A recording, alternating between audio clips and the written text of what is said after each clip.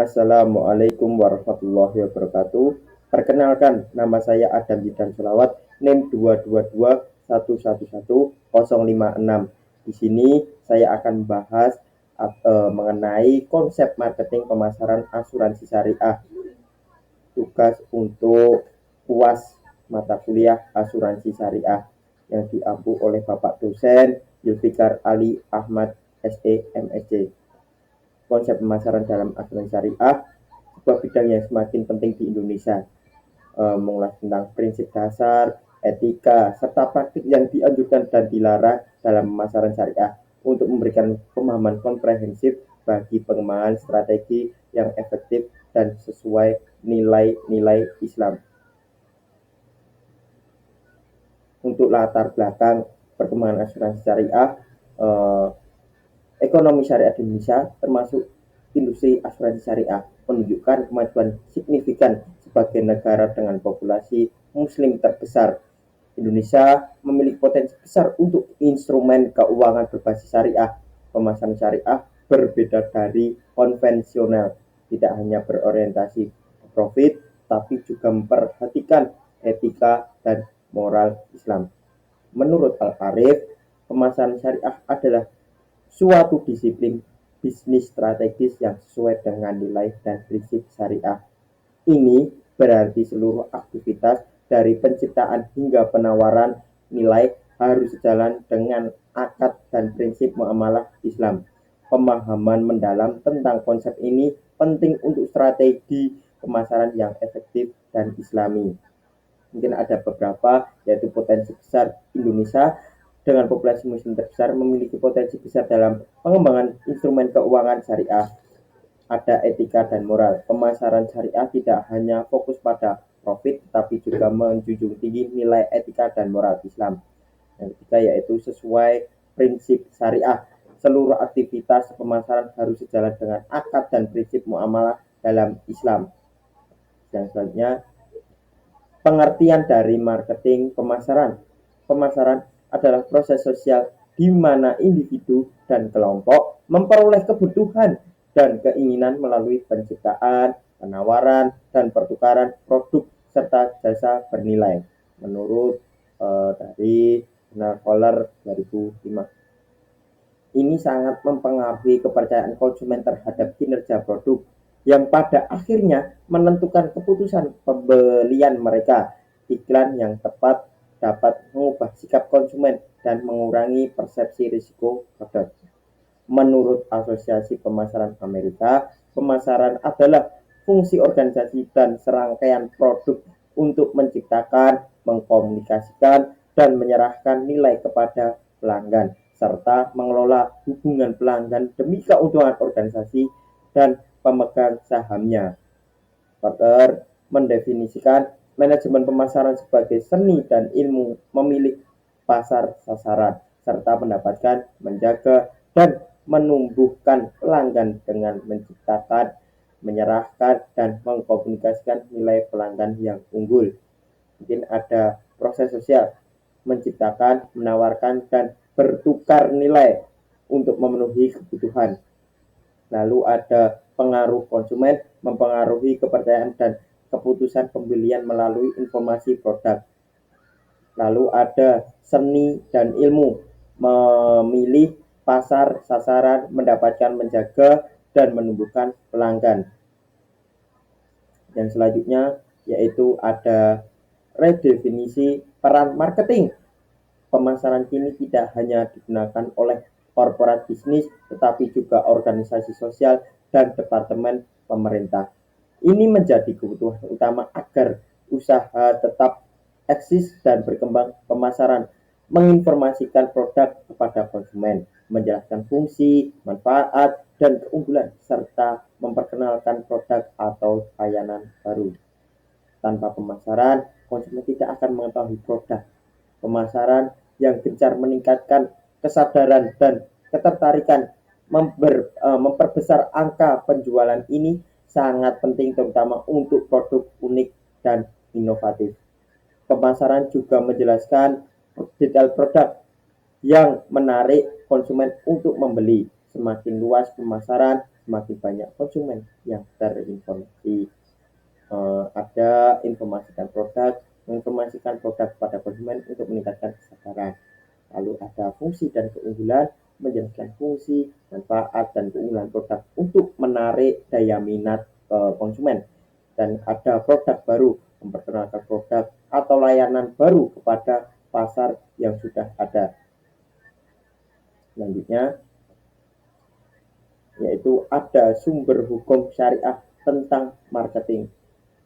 Dalam persaingan pasar yang ketat, banyak pemasar mengembangkan kreativitas, namun seringkali kurang sesuai dengan prinsip syariah. Ketentuan pedagang syariah harus menjunjung tinggi nilai keislaman, menghindari tindakan batil yang merugikan pihak lain. Sesuai Quran Surat An-Nisa ayat 29. Ayat ini menekankan pentingnya transaksi bisnis yang dilandasi kejujuran dan kerelaan. Menurut Amrin 2006,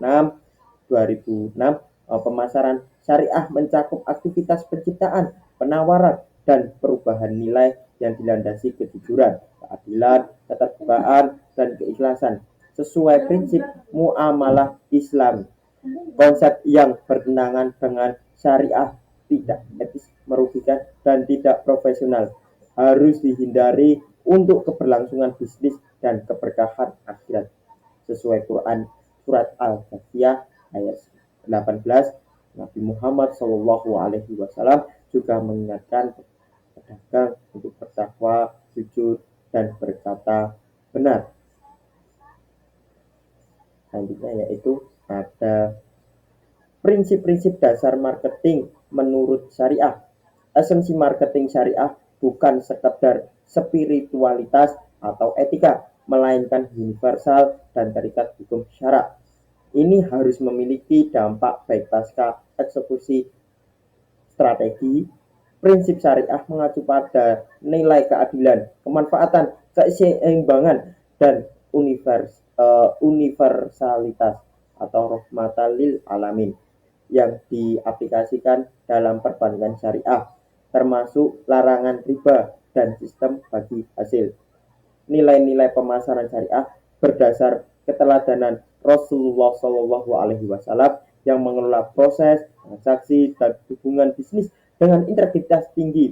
Beliau tidak pernah membuat pelanggaran, komplain, menepati janji, dan menyerahkan barang tepat waktu. Prinsip etika bisnis modern seperti kepuasan pelanggan, pelayanan unggul, efisiensi, transparansi, dan persaingan sehat telah dicontohkan oleh Rasulullah SAW. Mungkin ada beberapa yang dicontohkan oleh Rasulullah SAW, yaitu tauhid. Dasar utama setiap aktivitas harus mencerminkan nilai ketuhanan. Yang kedua yaitu keadilan, menghormati hak dan kewajiban antara pihak yang terikat kontrak. Yang ketiga ada saling mendukung, dilandasi semangat gotong royong untuk kepercayaan diri. Yang keempat yaitu ada jujur. Ini adalah utama dari modal dalam berjualan dan meningkatkan pelayanan.